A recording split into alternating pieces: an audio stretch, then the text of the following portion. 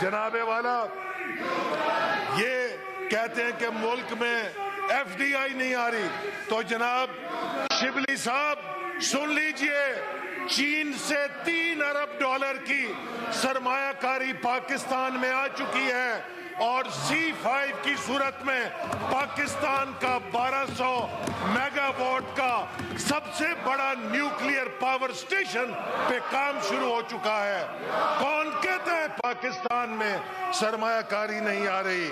انہوں نے کہا کہ توشہ خانہ کیس اور القادر کیس ہم پہ جھوٹا بنایا گیا ہے۔ جناب چیئرمین، میں ان سے یہ پوچھنا چاہتا ہوں، دنیا کا وہ کون سا ملک ہے جو وزیر اعظم کو سستا تحفہ دیتا ہے اور وزیر اعظم کے سیکیورٹی گارڈ کو، وزیر اعظم کے MS کو مہنگے تحفے دیتا ہے؟ ان کا لیڈر ساری دنیا سے کہتا تھا کہ رسیدیں دکھاؤ، جب اپنی رسیدیں تحفوں کی دکھانے کی باری آئی تو ساری رسیدیں بوگس نکلیں، جعلی نکلیں۔ ان جعلی اور بوگس رسیدوں کا جواب دے دیں تو آپ کو کچھ نہیں کہا جائے گا۔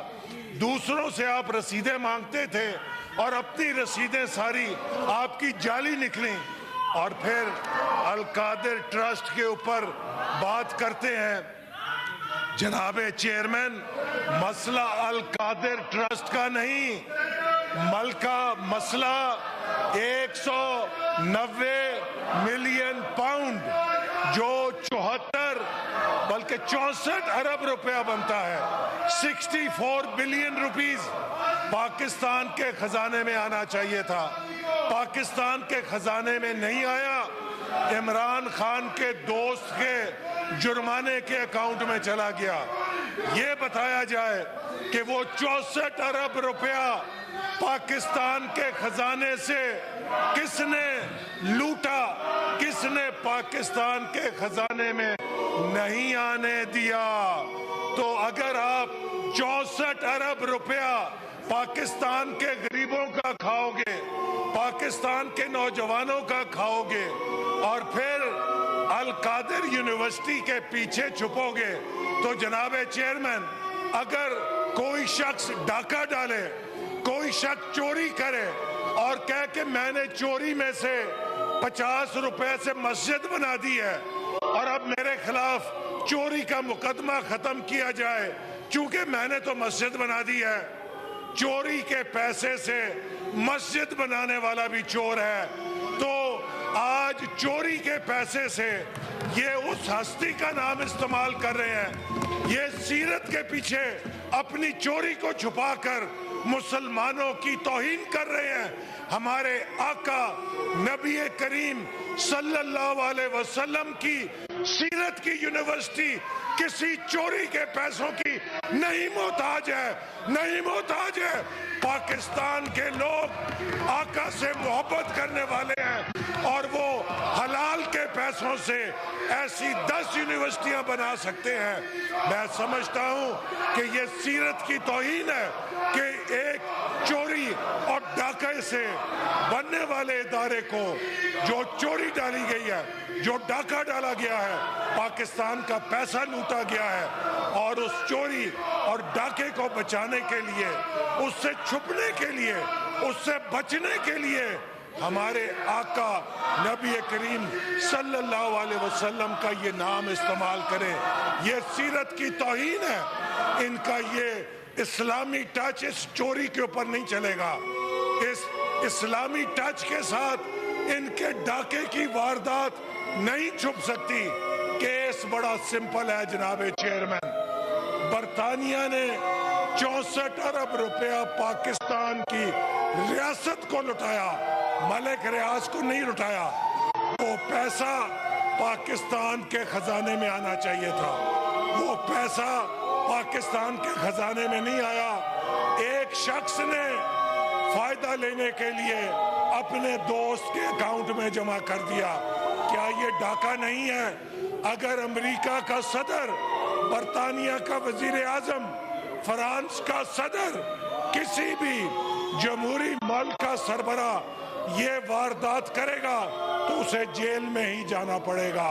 تو یہ جو مہاتما ہیں انصاف کے، یہ تو خود کہتے تھے وہ قومیں ہمیں حدیثیں پڑھ کے سناتے تھے کہ وہ قومیں تباہ ہو جاتی ہیں جہاں بڑوں کے لیے اور قانون، چھوٹوں کے لیے اور قانون۔ اگر ایک کلرک 5 لاکھ کی چوری کرے اس کو جیل میں، ایک سابق وزیر اعظم 64 ارب روپے کا ڈاکہ ڈالے تو اسے چھوڑ دیا جائے، یہ نہیں ہو سکتا۔ ان کو جواب دینا پڑے گا۔ 64 ارب روپے پاکستان کے کہاں گئے؟ ان 64 ارب روپے سے کئی یونیورسٹیاں بن سکتی تھیں، کتنے کالج اور سکول بن سکتے تھے، کتنے اسپتال بن سکتے تھے۔ انہوں نے سب کچھ لٹا دیا اپنے فائدے کے لیے۔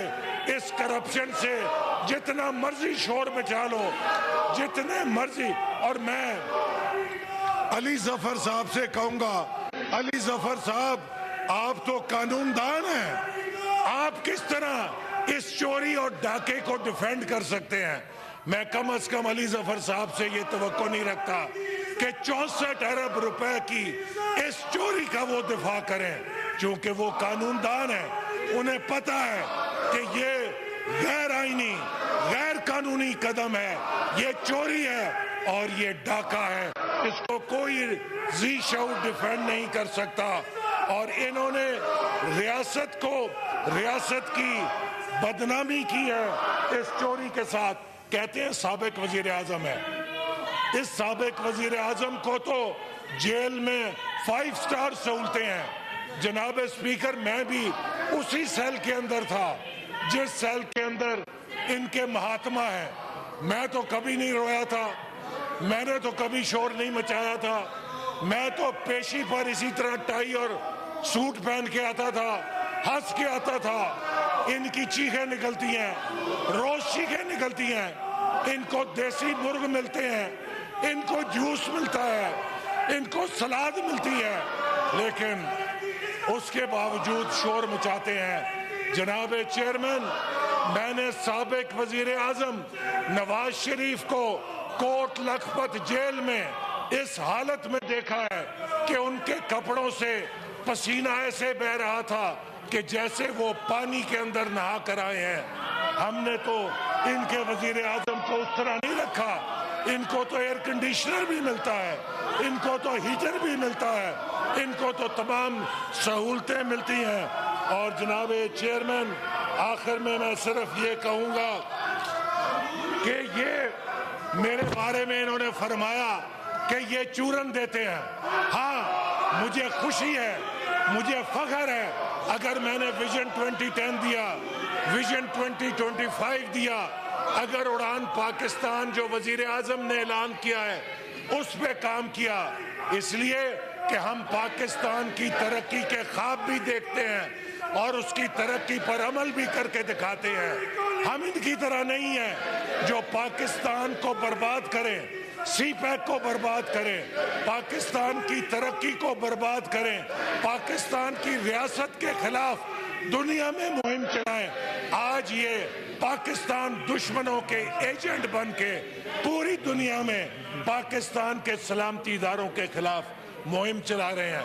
آج ہندوستان بڑا خوش ہے کہ بڑے سستے ایجنٹ مل گئے ہیں کہ وہ کام کر رہے ہیں جو آج تک کو کرنے کی جرات نہیں ہوئی تھی۔ لہٰذا ان کے شور سے، ان کے اس ہنگامے سے چوری کو چوری کہا جائے گا، اس چوری سے یہ نہیں بچ سکیں گے۔ اور وہ 64 ارب روپے کا جو ڈاکہ ڈالا گیا ہے اس پر سزا ملے گی۔ پاکستان کا قانون اس مجرم کو، جس نے پاکستان کی تاریخ کی سب سے بڑی سیاسی کرپشن کی ہے، ضرور کٹہرے میں کھڑا کرے گا۔ بہت شکریہ۔